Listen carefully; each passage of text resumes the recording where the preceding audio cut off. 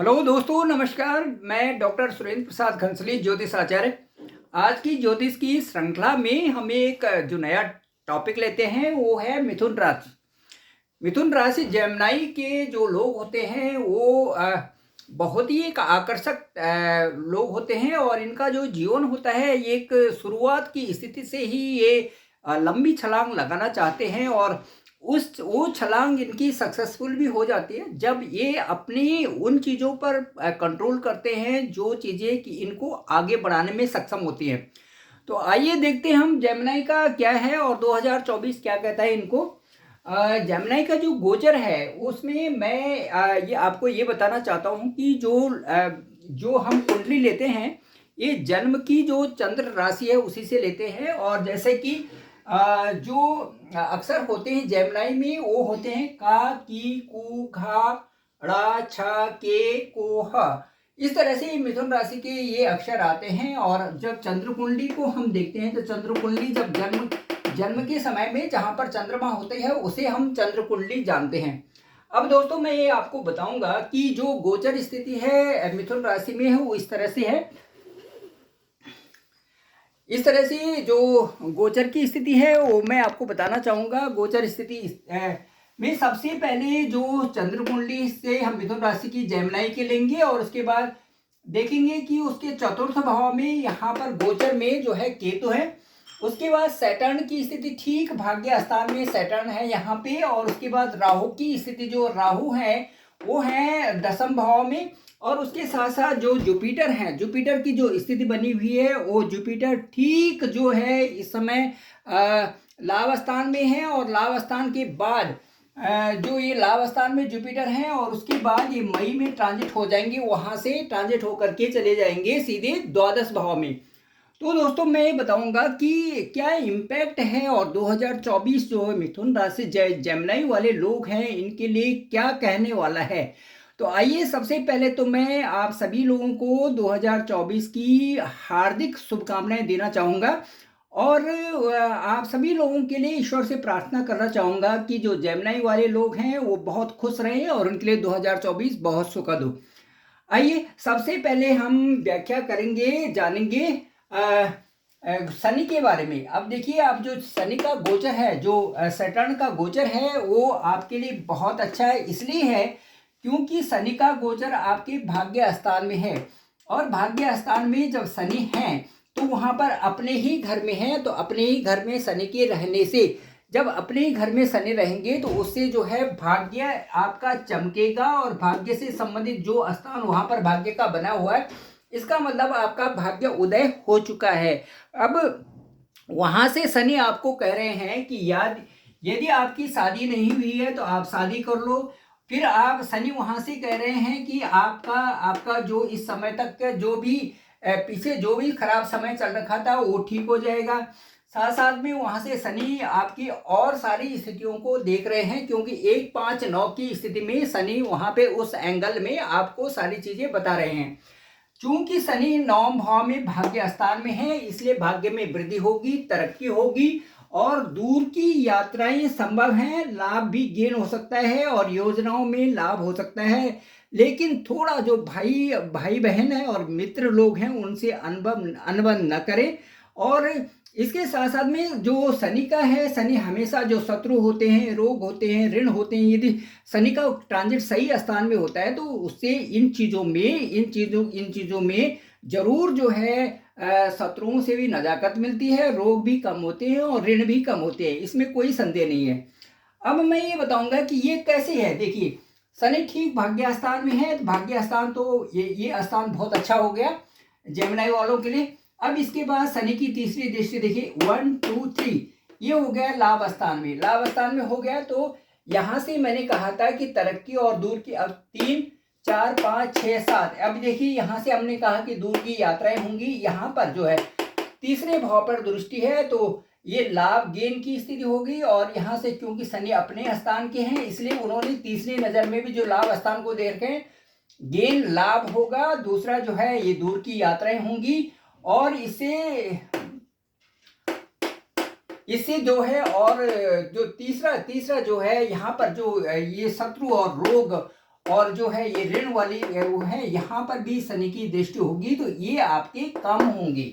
तो इस तरह से स्वास्थ्य भी ठीक रहने वाला है। दूसरा जो है आपके ऋण भी कम होंगे और दूसरा आपके शत्रु भी कम होंगे। इस तरह से शनि का ये प्रिडिक्शन किया जा सकता है। देखिए यहाँ से तीसरी दृष्टि 1 2 3, यहाँ पर देखिए लाभ गेम की स्थिति है 4 5 6 7। अब देखिए यहाँ पर छोटे भाई बहनों का स्थान है, पराक्रम का स्थान है, पराक्रम बढ़ेगा और साथ साथ में जो है यात्राओं का भी यहाँ से देखेंगे हम। और 8 9 10, अब देखिए यहाँ पर रोग शत्रु और जो है ये ऋण वाला जो स्थान है। तो इस तरह से शनि की दृष्टि का हमने शनि का बताया। अब चलिए हम बताते हैं आपके राहु के बारे में कि राहु क्या कहने वाले हैं। राहु का जो गोचर चल रहा है, राहु आपके दसम भाव में, दसम भाव में जब राहु होते हैं तो उससे क्या होता है दोस्तों, दसम भाव होता है हमारा नौकरी का, व्यवसाय का। और दसम भाव से हम वो चीज़ देखते हैं जिनसे हमें सुख की प्राप्ति होती है। सुख वहाँ पर किस तरह से आए और उनकी हम विशेष कामना करते हैं, क्योंकि नौकरी और व्यवसाय से ही सुख प्राप्त होता है। तो यहाँ पर राहु हैं, तो राहु का मतलब है कि थोड़ा यहाँ पर जहाँ पर भी राहु होते हैं, जिस स्थान में होते हैं 3 6 11 के अलावा जहाँ पर भी राहु होंगे वहाँ पर उथल पुथल चेंज की स्थिति जरूर आती है। अब चेंज की स्थिति यदि यहाँ पर चेंज आता है तो आपकी व्यवसाय में, आपकी नौकरी में, आप जो कर रहे हैं उसमें चेंज बदलाव की स्थिति आना स्वाभाविक है। तो इसलिए दोस्तों मैं ये कहूँगा थोड़ा से सावधान रहें कि उथल पुथल होगी, बदलाव भी हो सकता है। और यहाँ से हम देखते हैं ये सुख भाव है, प्रॉपर्टी का स्थान है, चौथा स्थान हम प्रॉपर्टी का स्थान मानते हैं। तो ये प्रॉपर्टी के स्थान में, प्रॉपर्टी में भी यहाँ पर कोई डिस्प्यूट हो सकता है, क्योंकि यहाँ से राहु की सीधी नजर है यहाँ पर केतु विद्यमान है।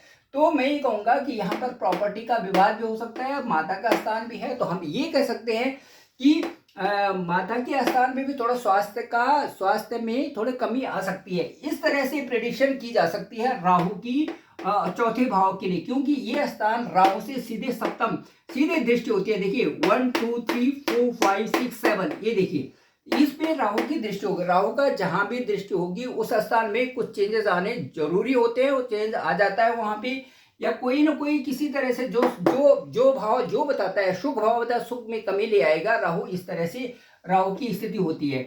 अब देखिए इसके बाद चलते हम गुरु के लिए, जुपिटर के लिए। तो जुपिटर कहाँ है इस समय, तो जुपिटर है ठीक लाभ स्थान में। तो लाभ स्थान में जुपिटर का होना बहुत अच्छी बात है, लेकिन जुपिटर के लिए कहा गया है कि वो इतना ज़्यादा लाभ नहीं देते, वो बैलेंसिंग देते हैं। कहते हैं कि प्रभु इतना दीजिए जामे कुटुंब समाए और मैं भी भूखा न रहूं और साधु न भूखा जाए। इस तरह से कहा गया कि जुपिटर मतलब एक देवगुरु है। देवगुरु का मतलब ये है कि वो वही देंगे जो कि आपकी मेहनत का है, मेहनत के अलावा वो कोई ऐसी चीज़ नहीं देंगे आपको जिससे कि आपकी अननेसरली जो आपकी एक्स्ट्रा अफेयर्स हो, एक्स्ट्रा आपका लाभ की कमाई हो, या एक्स्ट्रा कोई ऐसी चीज़ हो जो कि बगैर मेहनत के आ जाए। तो गुरु का यही है, और गुरु का सीधे सीधे फंडा है वहाँ पर। यहाँ पर गुरु है तो गुरु की यहाँ से नजर होगी 1 2 3 4 5 6 7। अब देखिए इस भाव में है गुरु की, ये जो पंचम स्थान है, पंचम स्थान होता है शादी का, पंचम स्थान होता है लव रिलेशन का, पंचम स्थान होता है हायर स्टडीज का। तो इन तीनों चीजों में जिन लोगों की शादी नहीं हुई है, बृहस्पति शादी करवा देंगे। ये देखिए शादी हो गई। जिन लोगों की पढ़ाई अच्छी अभी तक नहीं चल रही थी, पढ़ाई अच्छी हो जाएगी, ये भी हो गया।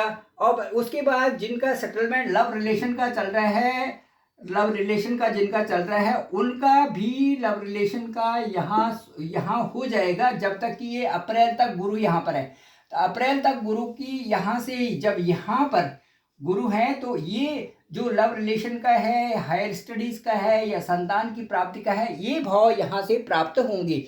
और इस तरह से ये कुंडली अपने आप में दिखा रही है कि जुपिटर का गोचर अप्रैल तक जब तक यहाँ पर रहेगा तो उसकी सातवीं नजर यहाँ पर रहेगी, और उससे ये सारी चीजें डेफिनेटली मिलने वाली हैं। अच्छा, अब उसके बाद गुरु जो है मई में गोचर कर जाएंगे, और वो चले जाएंगे इस भाव में, यहाँ पर चले जाएंगे। मई में जो जुपिटर का गोचर होगा वो आपके 12वें भाव में होगा। अब जब 12वें भाव में गुरु का गोचर होगा तो उसमें क्या होगा, ये खर्चे का स्थान होता है। खर्चा हमारे जीवन में जो खर्चे होते हैं इस स्थान से हम खर्चा लेते हैं। ये हॉस्पिटल से भी होता है, ये मंदिरों में या कहीं दान करने का भी होता है। साथ साथ में जो और खर्चे होते हैं जो हमें लगता है कि इनको करना चाहिए, जैसे गांव में पूजा करना, मंदिर बनवाना, स्कूल बनवाना, ये सारी चीज़ें खर्चे का स्थान, यही 12वां स्थान ही गिना जाता है। कुंडली में जो 12वां स्थान है ये खर्चे का स्थान गिना जाता है। तो यदि यहाँ पर जुपिटर जाते हैं तो जुपिटर यदि खर्च वाले स्थान में जाते हैं तो वो खर्चा कराएंगे जो कि जेन्युइन हो, जो कि आपको करना भी है, जिससे आपको अच्छा भी लगे। तो ये है लाभ होगा 25 अप्रैल तक। तो ये स्थिति है। और उसके बाद जो 12वें स्थान में जब जाएंगे तो धार्मिक खर्चे होंगे, मांगलिक कार्य होंगे आपके यहाँ, और उसमें घर की पूजा में या कोई प्रॉपर्टी आप खरीदे हैं और उसमें आपका खर्चा होगा। अब देखिए यहाँ से यदि बृहस्पति की हम नजर देखें तो 1 2 3 4 5 6 7 8 9, इस तरह से ये बृहस्पति का जो यहाँ पर एक पंचम दृष्टि है वो सुख भाव में है।